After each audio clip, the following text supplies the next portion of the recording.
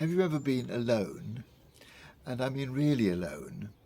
And I don't mean lonely, which I think is quite a different thing. Bob Cool has.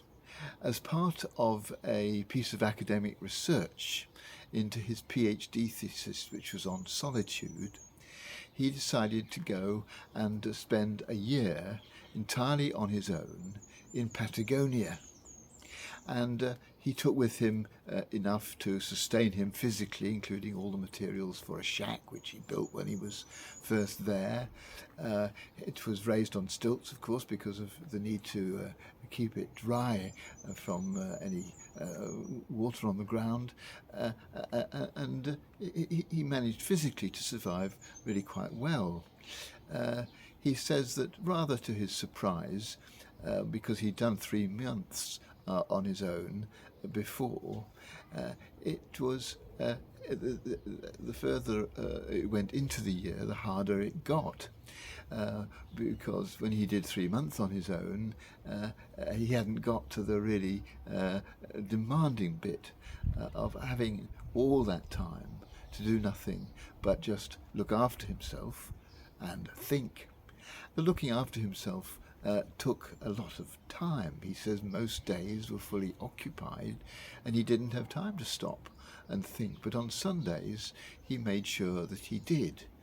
And he said those were the times when he got in touch with his darker side. Those were the times when his thoughts began to veer towards frustration or anger or bitterness or confusion or uncertainty. Those are the times which were hard as he started to really reflect on what was going on inside him. And of course this was the more personal desire, why he wanted to be there, so that he could explore this.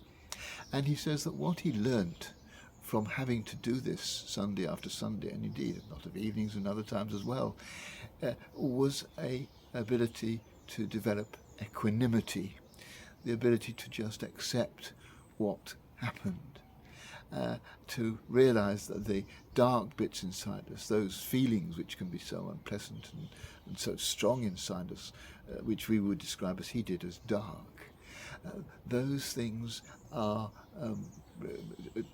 they're there, and there's not always a lot we can do about them. And the way he talks about it, which I found quite helpful, was to say that it's a bit like the weather. The weather externally to us you can do nothing about. You simply have to accept it and make the most of it. And that those periods of having dark feelings inside us, again, it's a bit like the weather. It's an internal weather, because we can't do much about that either.